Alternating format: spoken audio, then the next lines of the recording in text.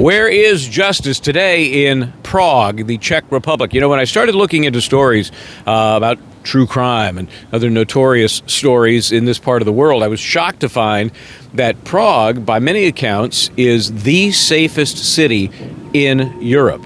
And so you can imagine how traumatic it was for people in this community, in this school behind me. This is Charles University. This is the Faculty Arts Building. Almost a year ago, it was December 2023, when a 24-year-old history student with a lot of weapons and a lot of ammunition got into this building, fourth floor terrace, and started firing. In a very short time, he had killed 14 people, 22 injured, 10 of them seriously.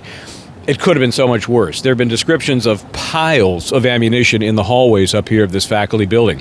And only because the cops arrived as quickly as they did, 4 minutes after the first call, they arrived, and once the gunman saw that he was encircled by the authorities, he took his own life. What's interesting here in Czechoslovakia, and we see it to a degree in the U.S., we see it in the Sandy Hook elementary school shooting, we see it in the Parkland shooting in Florida.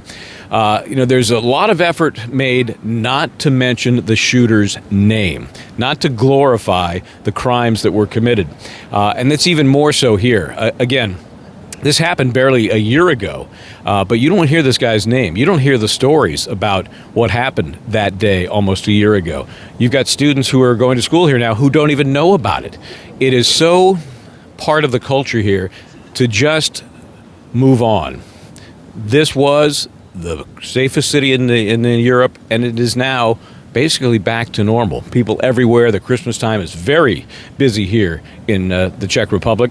And it's just life. It's moving on.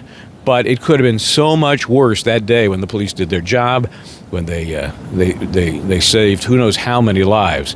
Of that, interesting quick note here, of the 14 that had died, 12 were shot, mortally wounded, died at the scene. One died later at the hospital. A 14th died when she dropped off the rooftop to escape the gunman.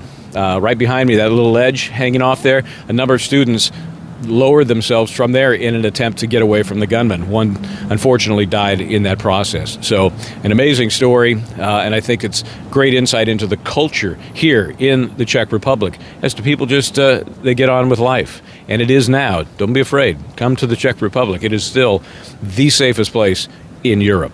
Michael Bryant here for Justice Served. Check with you next time.